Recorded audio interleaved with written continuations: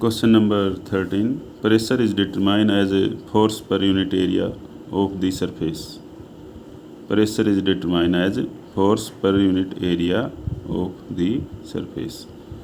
The SI unit of pressure, Pascal, is 1 Pascal is equal to 1 Newton metre minus 2. तो इस question में given है कि pressure जो है वो डिटरमाइन करते हैं हम फोर्स पर unit area of the surface. इसमें ये भी गिवन है कि SI unit of pressure pascal, और जो 1 पास्कल है वो इक्वल होती है 1 न्यूटन मीटर माइनस 2. फिर इसी में कहता है if a mass of air at sea level is 1034 gram per centimetre square या centimetre minus 2, calculate the pressure in pascal. तो if mass of air at sea level भी गिवन है 1034 gram centimetre minus 2, calculate the pressure in pascal. Pressure निकालना है pascal के अंदर. तो answer है प्रेशर इज फोर्स या weight acting per unit area but weight is equal to mg.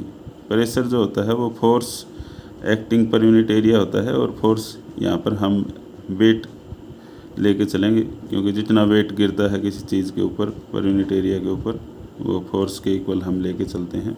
Wait is equal to हमको पता होता है वो mg होता है, इसलिए प्रेशर होगा it is equal to weight per unit area. Weight per unit area भी हम कह सकते हैं, जितना ज़्यादा वेट होगा उतना ही ज़्यादा pressure is the force acting per unit area. तो वेट हम लेके चल पड़ेंगे और प्रेशर क्या हो जाएगा, wait per unit area weight pressure के बराबर हम ले लेंगे. यहाँ पर ब्रैकेट में ये लिख दिया हमने कि वेट पर यूनिट एरिया, तो इसको इट इज़ इक्वल टू 1034 ग्राम और सेंटीमीटर माइनस 2 भी है इसमें यहाँ पर.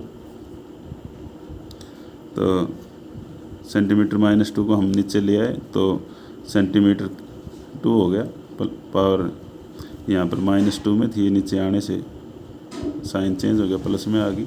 इनटू ग्रेविटी, मास तो हो गया m और ग्रेविटी होगी g. ग्रेविटी g होती है 9.8 मीटर पर सेकंड माइनस 2, और इसको हम लिख देंगे it is also equal to 1034 gram into 9.8 metre per second square और भाग में 1 सेंटीमीटर स्क्वायर. ये सारी की सारी वैल्यू हमने एज इट इज़ लिख दी यहाँ पर. लेकिन हमने जो अपना आंसर है वो पास्कल में चाहिए है, इसके लिए हमने डायमेंशन एनालिसिस का मेथड लगाया है. 1 किलो में 1000 ग्राम होते हैं, तो यूनिट कन्वर्जन मेथड लगाया 1/1000, 1 किलो बटे 1000 ग्राम, और हमको पता है 1 मीटर में 100 सेंटीमीटर होते हैं. इट इज़ मल्टीप्लाई बाय ये जो सेंटीमीटर हमने काटना है, इसलिए हमने 1 मीटर जो 100 सेंटीमीटर होते हैं 1 मीटर में, ये भी यूनिट कन्वर्जन मेथड से हमने लगाया है. यूनिट एनालिसिस मेथड है, unit dimension analysis, unit conversion factor. इसी तरह 1 मीटर में 100 सेंटीमीटर होते हैं, ये हमने 2 बार लिख दिया क्योंकि यहाँ पर हमने सेंटीमीटर को काटना है ऊपर, तो सेंटीमीटर ऊपर 2 बार आ जाएगा. और मीटर पर सेकंड स्क्वायर भी हमने काटना है, तो यहाँ पर किलो भी काटना है, तो हमने 1 न्यूटन के बराबर होता है 1 किलो पर मीटर पर सेकंड स्क्वायर, ये भी हमने लिख दिया. और 1 पास्कल हमारे पास गिवन है 1 न्यूटन पर मीटर स्क्वायर. तो ये सारी वैल्यू हमने काट देंगे, किलो से किलो कट जाएगा और ग्राम से ग्राम कट जाएगा, और सेंटीमीटर यहाँ पर 2 आ गया, ये सेंटीमीटर 2 नीचे है, ठीक है.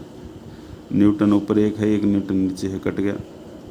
मीटर माइनस 2 है, यहाँ पर मीटर 1 ये रहा और 1 मीटर ये रहा नीचे, मतलब 2 मीटर नीचे प्लस में है, 2 मीटर ऊपर माइनस, नीचे माइनस में है, तो ये कट जाएगा.